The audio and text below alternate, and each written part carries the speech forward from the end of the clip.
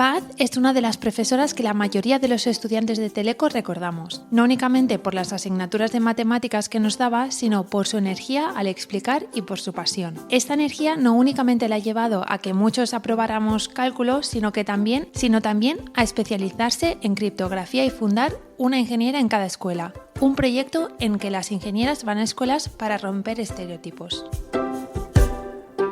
Welcome to She Has a Voice podcast. Stories about women of strength and their journey in tech. Pues muchas gracias, Paz, por participar en el podcast. Me hace muchísima ilusión. Muchas gracias a ti. Yo también estoy súper contenta. Paz, te quería preguntar sobre criptología, criptografía, que eres una experta. A lo mejor pregunta básica. ¿Qué es y qué diferencia hay entre criptología y criptografía? Hay la criptografía, que es la que se dedica, digamos, la que sería la constructiva, ¿no? Vamos a cifrar mensajes. Pero luego también hay el criptoanálisis, que es frente a este método para cifrar mensajes, voy a buscar ataques. Entonces la criptología lo engloba todo. Entonces, nosotros hacemos principalmente en el grupo de investigación lo que hacemos es criptografía, que el origen de la palabra es griego y significa escritura secreta, pero hoy en día, o sea, el ámbito de aplicación es inmenso, porque claro, hace referencia a todo lo que pueda ser privacidad. Privacidad Wow. en el almacenamiento que tú tengas de tus datos o tus cosas, o la transmisión de una forma segura, privada, no falsificable. O sea, principalmente lo que todo el mundo más o menos tiene en la cabeza es cifrar mensajes para que nadie más que el receptor legítimo los pueda descifrar y luego firmarlos, ¿no? Que hoy en día tantísimas cosas se hacen por internet, pues decir, te lo firmo, soy yo quien ha escrito este mensaje, te puedes fiar.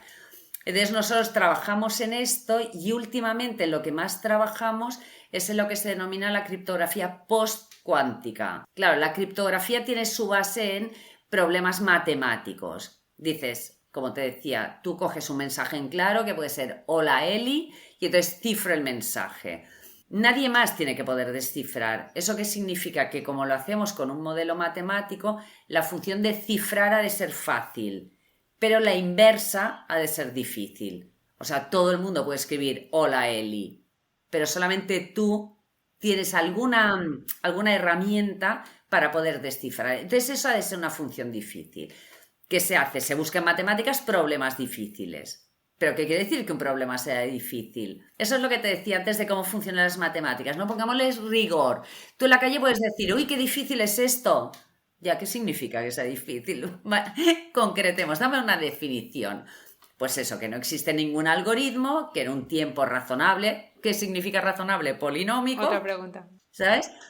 Entonces, claro, que no existe a día de hoy. Pero ¿qué pasa? Que con la aparición de los ordenadores cuánticos, muchos de los métodos de cifrado, muchas de esas funciones difíciles resultan ser fáciles. Entonces, claro, esa criptografía que se estaba utilizando se rompe. Entonces nosotros hacemos criptografía que sea segura, incluso en un mundo en el cual haya ordenadores cuánticos. Por eso se llama post-quantum o post-cuántica, ¿no? Entonces, los problemas difíciles se buscan en otras ramas de las matemáticas. Ramas que ya, pues, cosas de 1800 y pico, no hay ningún algoritmo que te permita hacer tal. Ni siquiera con un ordenador cuántico. Que se conozca, que se sepa, claro. Y hablemos de casos de uso. ¿Para qué más se utiliza la criptografía? Yo es que creo que para todo. Mira, ahora no hace mucho estuve en una conferencia y presenté un artículo de una universidad en la India que lo que decía es para hacer, querían utilizar grandes bases de datos y algoritmos para hacer diagnósticos de enfermedades.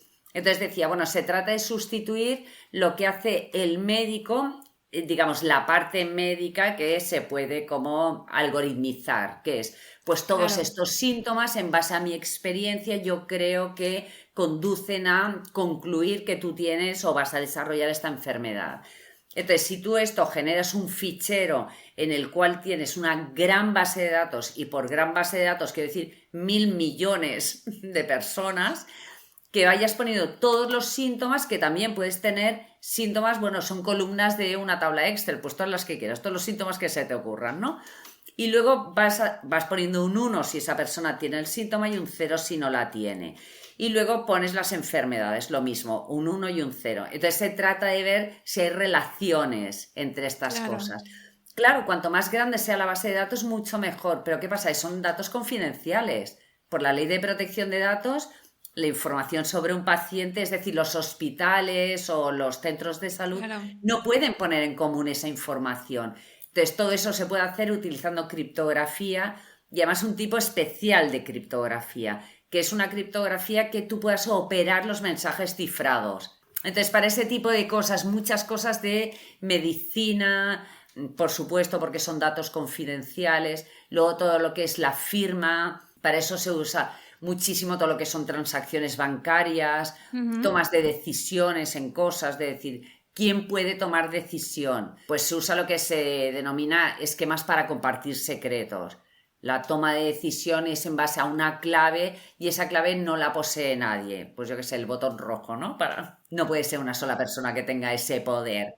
De repartición de poder de tal forma que se reparta el poder entre gente que desconfían entre ellos. Básicamente es la idea de la criptografía es no nos fiemos de nadie. Y además es que mucha gente, claro, dice, bueno, a mí me da igual, que dices, no te da igual en tu móvil, por ejemplo, cuando te sale en el WhatsApp cifrado extremo a extremo, o cuando dices, ¿pueden pinchar el teléfono? Eso que es como de película antigua, que dices, ¿cómo pinchar el teléfono? ¿De qué hablas? Los mensajes están cifrados, no hay nada que pinchar, ¿no? Va todo por el aire, ¿cómo? Entonces, ese tipo de cosas cuando lo vas contando a la gente, ¿no? O en tu DNI, que tienes el chip, que tienes DNI electrónico, en tu pasaporte, claro. Las cosas en el pasaporte está cifrado con criptografía de curvas elípticas, que dices, o sea, es una cosa de matemáticas súper. Entonces, bueno, ese tipo de cosas está bien al menos que la gente le suene, ¿no? ¿Y crees que llegaremos a votar? ¿Que llegaremos a tener el voto electrónico? Y es una cosa muy sorprendente porque a mí me parecería maravilloso que la sociedad pudiera confiar en el voto electrónico, que existen los mecanismos y, digamos, matemáticamente eso se puede resolver. Y me parecería maravilloso porque entonces podríamos votar un montón de cosas. O sea, no nos tendríamos que restringir a una vez cada 4 años elige el presidente o el alcalde o el presidente de la comunidad. Que dices, podríamos votar cualquier cosa. O sea, iniciativas de estas ciudadanas o cosas de tu barrio, porque sería tan sencillo como ahora hay este presupuesto o nos ha sobrado este dinero en el ayuntamiento, ¿qué prefieres hacer entre tal, tal y tal? Tú simplemente cogerías el móvil y votarías. Y eso la tecnología lo permitiría. Pues es una cosa muy curiosa. La gente no confía en hacer votaciones electrónicas. Esa misma gente que compra vuelos por 800 euros y da su número de tarjeta, esa misma gente no confía en la votación electrónica. O sea, te importa más el que no se sepa si has votado socialistas, populares, Vox o, bueno, te importa más eso que esos 800 euros que acabas de dar, tu DNI, tu código de verificación, tu fecha de caducidad, tu nombre. Todo. Se han hecho congresos sobre votación electrónica donde aparecen, pues, gente de mi ramo, podríamos decir, ¿no? Matemáticos, ingenieros, abogados por toda la parte de legalidades, etcétera, y luego sociólogos para decir, ¿cómo convencemos a la gente de que esto es seguro? Claro, porque ¿sabes estas películas donde hay un cifrado y de esa base de rato se consigue descifrar? Es como, o tengo el descifrador universal, sea como sea, la manera que se ha cifrado se puede descifrar. No existe eso, o sea, no. Como la clave del wifi, ¿no? Claro. Las aplicaciones esas para descifrar la contraseña del wifi. Sí, entonces dices, claro, pero todo eso yo creo que en el colectivo queda como, no es de fiar. Y dices, ya, pero en ese mismo colectivo, ¿cómo es que sí te parece fiar poner todos tus datos bancarios? ¿Y cómo crees que evolucionará el mundo de la criptografía? Bueno, yo creo que estará siempre ahí, porque luego, pues a lo mejor a base de cada vez más uso con cosas de inteligencia artificial, pues cada vez se necesitan más cosas. Al principio, antes de que salieran los drones, nosotros hicimos un trabajo para una empresa también de vuelos sin piloto y entonces esa era una de las cosas más importantes, el cómo protegerse para que alguien no hiciera que ese aparato pues cayera en tal sitio, le pasaran tales cosas. Entonces todo eso es, bueno, pues toda esa información va cifrada, todas las comunicaciones van cifradas y entonces que sea de forma segura. Entonces yo creo que esto no va a tener fin porque, bueno, lo que es el mundo tecnología, pues siempre avanza, siempre avanza.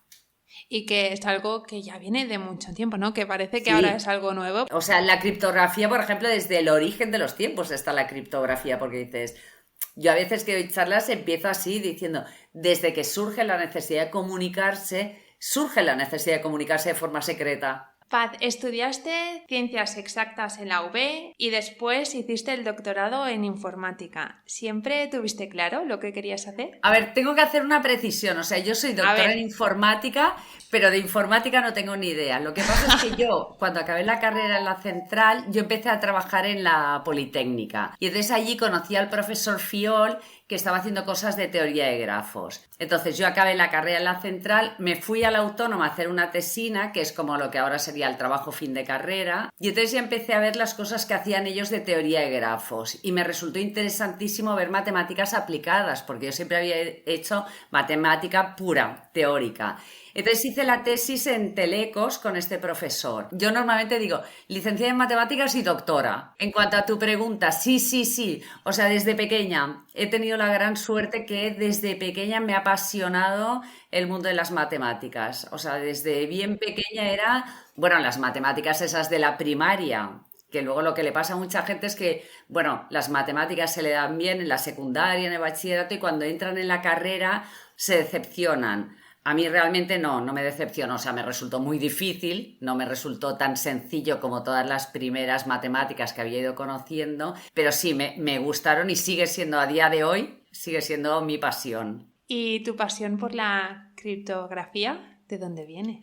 Eso nació después, porque yo cuando acabé la tesis, pues entonces dirigí una tesis en teoría de grafos, pero nosotros en ese momento el departamento de matemáticas estaba al lado del departamento de lo que hoy en día se llama telemática. Entonces, por casualidades de la vida, tenían ellos unos problemas, gente que trabajaba en criptografía en ese departamento, tenían problemas de la parte más matemática. Y entonces pensé, bueno, pues puedo cambiar de tema de investigación y en lugar de seguir haciendo teoría y grafos, pero me apeteció mucho iniciar un grupo de investigación, que eso pues era el año 92 cuando fundé el grupo de criptografía. Para Damis, ¿qué es la teoría de grafos? Una forma de modelar matemáticamente todo lo que son redes de interconexión, para encontrar el camino más corto entre un emisor y un receptor, para hacer la red lo más tolerante posible a fallos. Entonces, bueno, era eso, una aplicación de ciertas matemáticas. Salían cosas de álgebra, salían cosas de cálculo. Ya me recuerda tus clases. Me acuerdo, ¿no? Que ibas y que vas siempre con muchísima energía explicando cosas súper complejas de una manera muy fácil. Bueno, es que también me gusta mucho eso, también me gusta mucho explicar.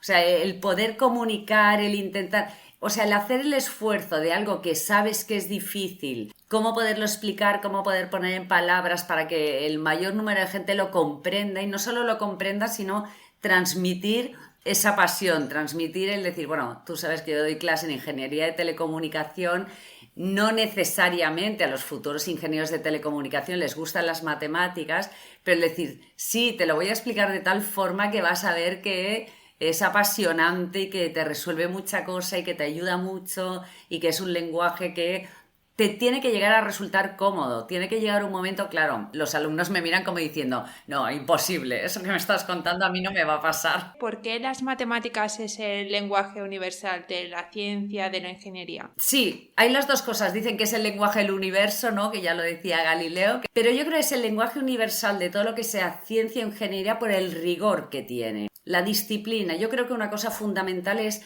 no dejar lugar a la ambigüedad. Y eso nos pasa muchas veces cuando leemos textos escritos, ¿no? De cualquier disciplina que dices, yo lo estoy entendiendo así y a lo mejor otra persona te dice, no, yo lo estoy entendiendo de otra manera. Entonces, las matemáticas no hay interpretación, es así y eso permite el avance de la ciencia porque los cimientos son muy sólidos. Y hablando del proyecto Una ingeniera en cada escuela, tenéis más de 90 ingenieras que han ido, creo, a más de 60 colegios y creo que ya habéis llegado a más de 4.000 niños. ¿Dónde surgió la inspiración por empezar este proyecto? Bueno, esto es de la asociación AMIT, que es Asociación de Mujeres Ingenieras y Tecnólogas. En Zaragoza hacían una cosa que se llamaba una ingeniera en cada cole o algo así.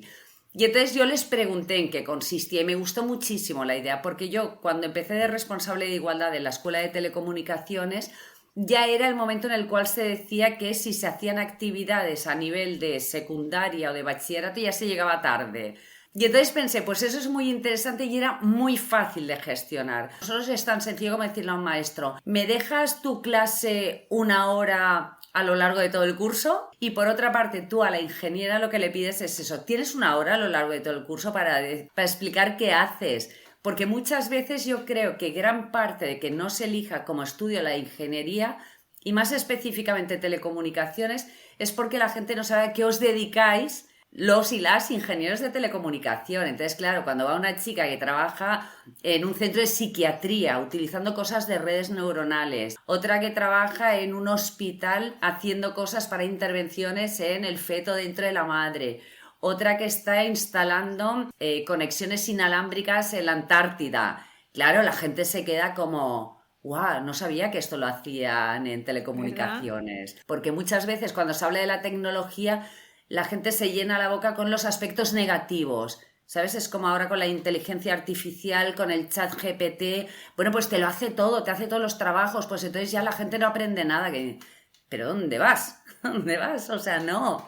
Nada per se es malo ni bueno. Y todos los avances, por supuestísimo, nos ayudan mucho. Paz, me gustó mucho, leí, no sé si en internet o escuché una entrevista que te decían que comentabas, se necesitan ejemplos cercanos, no heroínas. Sí. ¿Cuáles crees que son los referentes que tenemos cuando somos niñas en cuanto a tecnología, ciencia, mujeres que estén en este campo? Claro, es que hoy en día, como te decía antes, hoy en día en todos los colegios y además se hacen múltiples actividades en primaria, en secundaria, en bachillerato para mostrar mujeres, para decir, oye, han sido escondidas, no se ha hablado de ellas, pero han existido desde siempre. O sea, lo que pasa es que la sociedad no tenía a las mujeres como candidatas a ser científicas, ser ingenieras, no estaban ahí como candidatas, pero existir sí.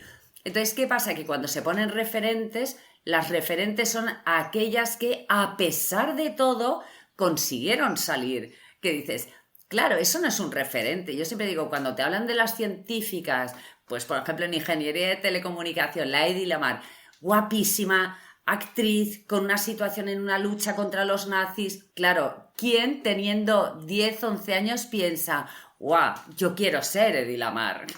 No.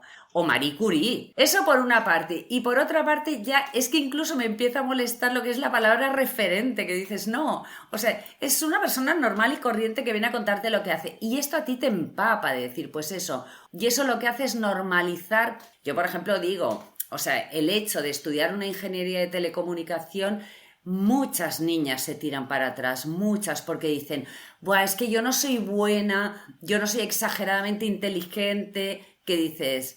Pues igual que los chicos, tenemos estudiantes que son malos, claro. Y a lo mejor, pues en un momento dado, gracias a que se esfuerzan o aprenden cómo estudiar o encuentran una motivación, pues acaban haciendo la carrera. No hace falta que tú fueras la brillante entre las brillantes. Una frase que me gustó mucho, que una vez me contó una ingeniera, es que una nena le dijo, ay, yo quiero ser como tú. Y dices, sí, ¿lo ves? Claro, puede ser como tú. No puede ser ni como Hedy Lamarr, ni como Marie Curie, ni como... ¡Fua! Qué bonito.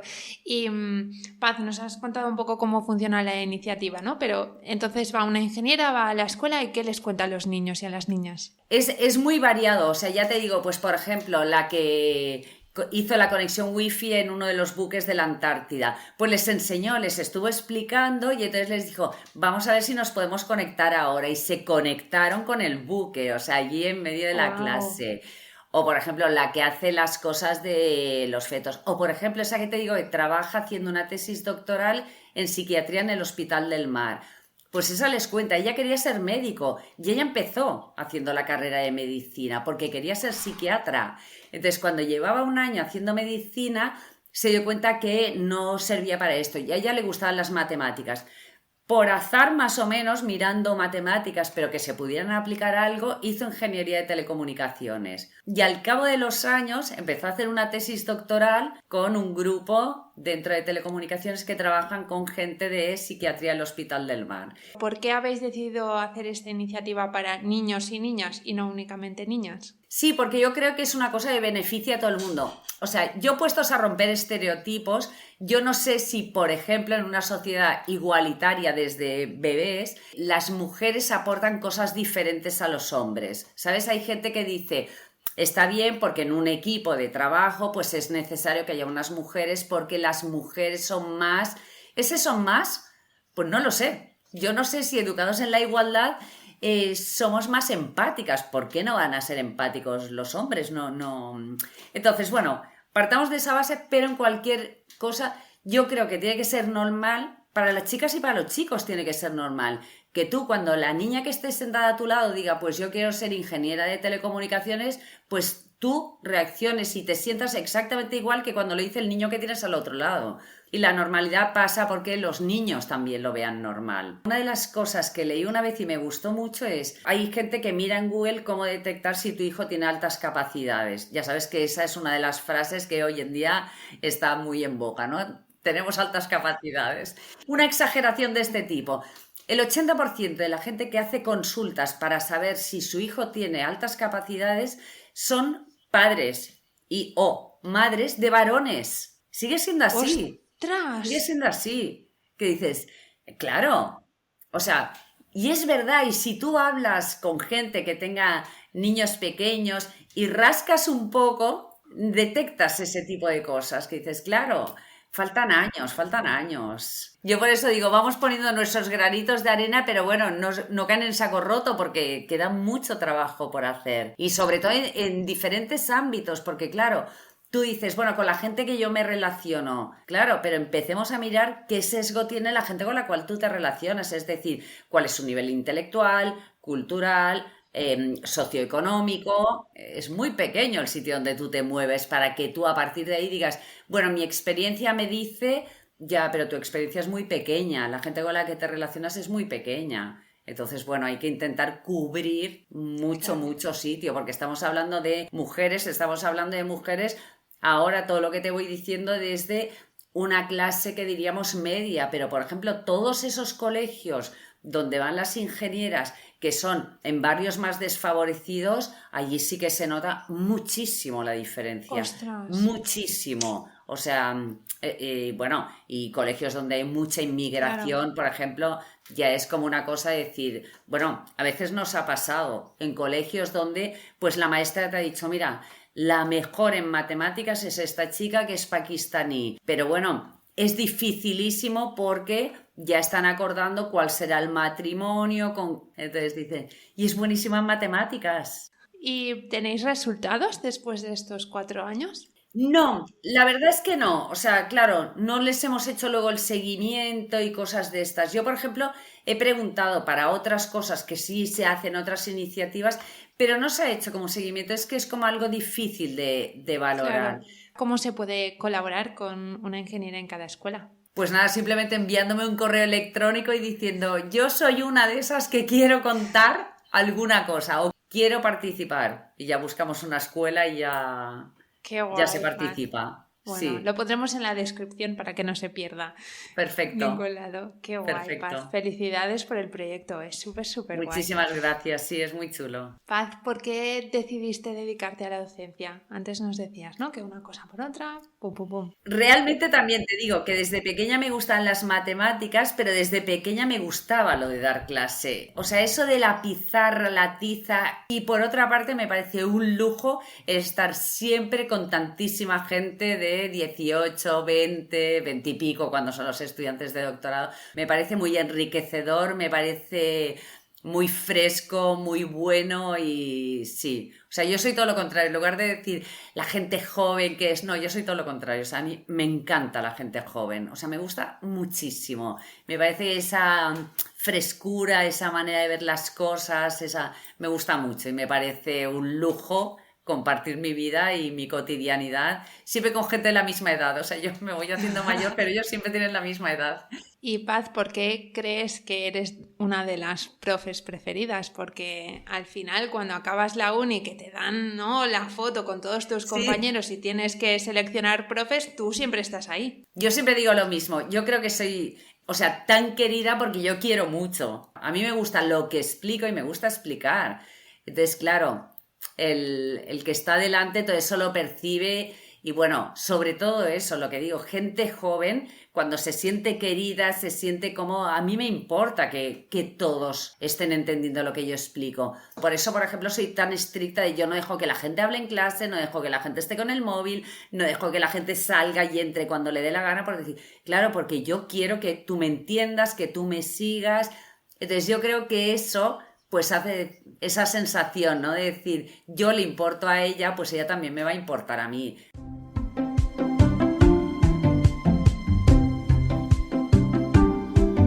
Pues Paz, si quieres ya vamos para la ronda final de preguntas. Muy bien, perfecto. ¿Qué es lo que le apasiona a Paz? Buah, como ves, muchas cosas. Me apasiona mi trabajo, me apasiona la gente joven.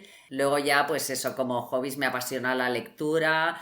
O sea, yo creo que todo lo que es el conocimiento, eso me apasiona, me gusta muchísimo. ¿Y qué es el éxito para ti? O sea, el éxito como persona yo creo que es estar bien con uno mismo. Hagas lo que hagas, vivas lo que vivas, pero estar bien contigo misma. No he hecho nada malo, no he perjudicado o al menos he intentado no perjudicar.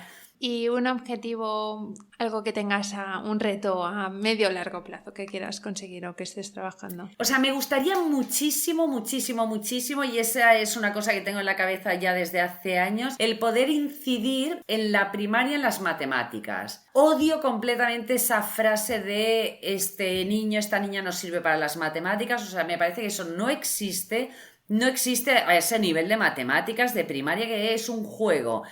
Me sabe mal porque yo el colectivo de los maestros, me parece que maestros y médicos es lo que más tendríamos que proteger en el mundo, pero mayoritariamente es un colectivo al cual no le apasionan las matemáticas. Entonces, si a ti no te apasionan las matemáticas, difícilmente vas a transmitir esa pasión a alguien que no la tiene, que es pues un niño o una niña entre, yo qué sé, 6, 7, 8, 10 años.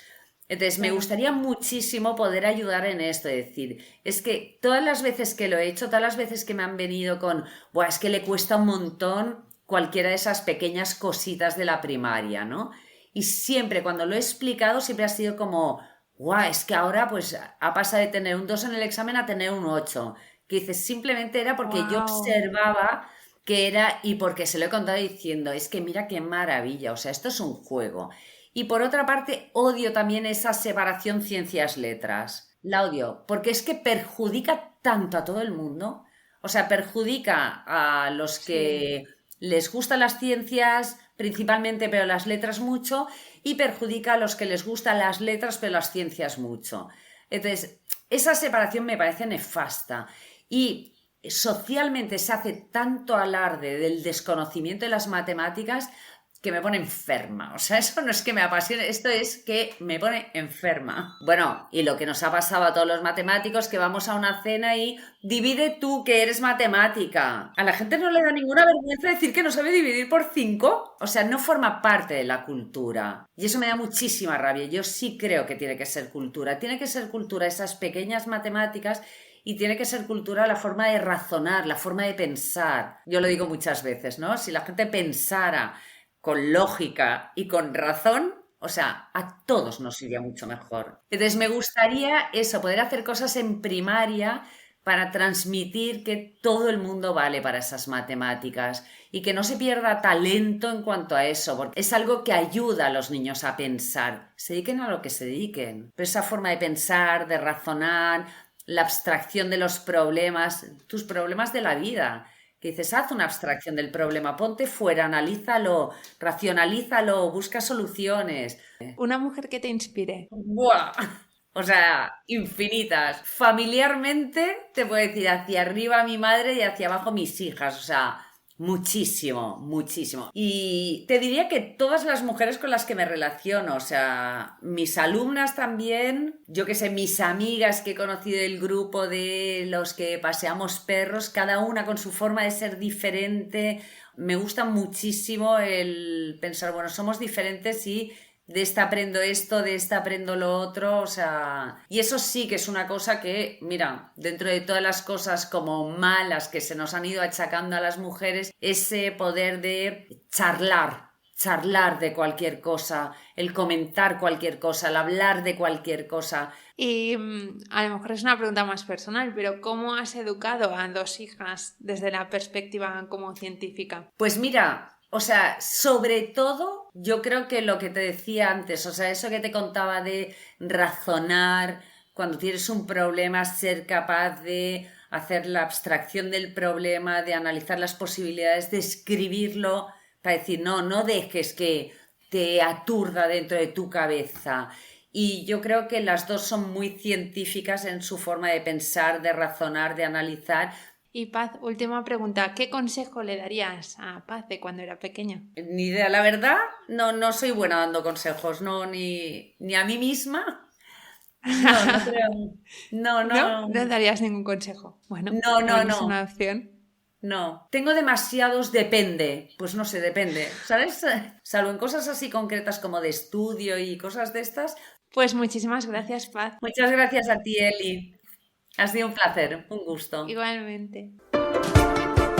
Y hasta aquí el episodio con Paz. Seguro que cada vez que pongamos nuestra tarjeta de crédito para comprar por internet o se nos plantee la votación electrónica, nos acordaremos de ella. Gracias por llegar hasta aquí y escucharme. Nos vemos la próxima semana con Izaskun Bernal para hablar de ingeniería emocional, un súper tema que desconocía y que estoy segura que os apasionará. Muchas gracias por escucharme. ¡Chao!